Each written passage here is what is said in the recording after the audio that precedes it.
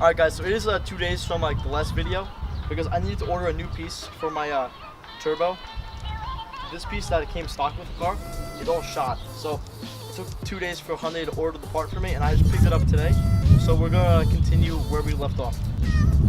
Alright, so in order to get the intake tube in, we needed to take off the headlight and then the bumper.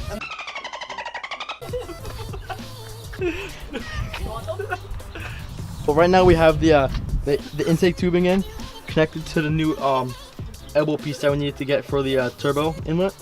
And in order to put that in, we had to take out the headlight and then take off the bumper and also the stock fluid tank. Because according to the instructions, it literally just says to lower the tubing into place, which is not really possible without taking this off because we slid it through from where the headlight goes. Right now we have the intake tubing in. We have the regular crank hose connected there. We have it clamped back in. And because my car is the 2011 Genesis, it doesn't have another hose here. Even on the stock intake, it had a plug there. So we're trying to find a plug to cap it with because this size diameter is different from the stock one. And we're probably gonna have to change out this because due to where the air filter is. We got the everything in here. We got the screw, the vibrator mount screw holding in this from shaking. We have it right up here, and we also have in the performance dry filter down here with the hose clamp on it tightened. This thing isn't going anywhere. And before I put the new fluid tank in, I just want to turn on my car and see how it sounds. I'm pretty excited. Your cold one?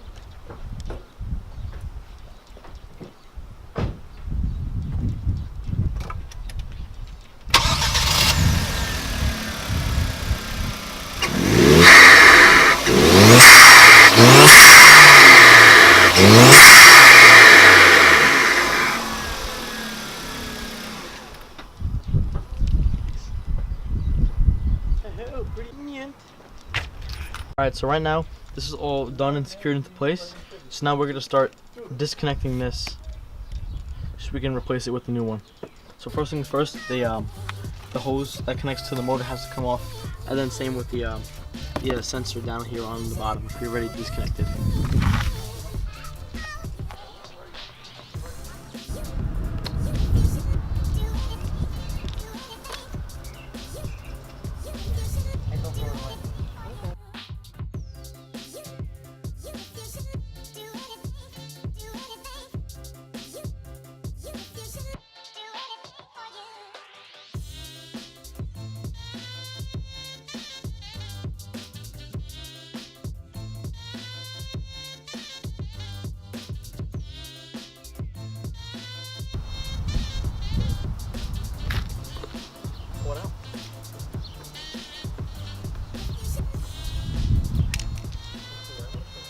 Alright, so with your old fluid tank, just take off the sensor level, and then you also want to take off the motor, which is right over here, and then you want to save it for the new one.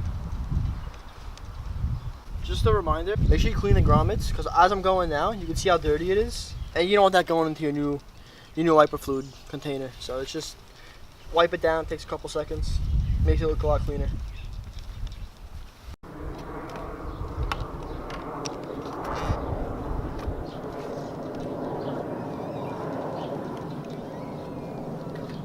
Alright, and then for the next step, for the washer fluid tank, what you want to do is take your bracket and you're going to attach it to the tank with the bolts that come in the package with the hardware, and then you're going to need a 3/16 Allen key to tighten these bolts up. Alright, then once you have the bracket on, up top, you're going to take your motor and you're going to put it right into the slot right over here and just press the grommet through the hole provided.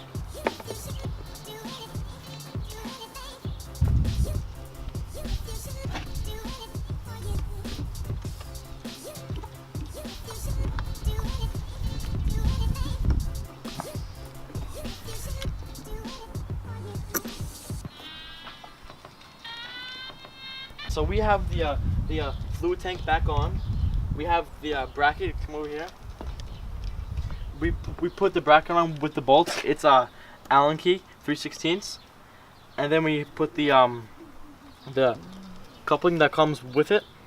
Put that with the hose clamps that came already pre-attached, and then we got the long neck that came stock with the car, and we also reattached the sensor level on the bottom, and then the motor on the back with the hose, and it fits nice and snug. So if you get this intake system, you have to change the fluid tank, which I didn't plan on doing it, but I had to. So right now we're just gonna reattach the bumper and then put the headlight back on, and then we'll get back to you.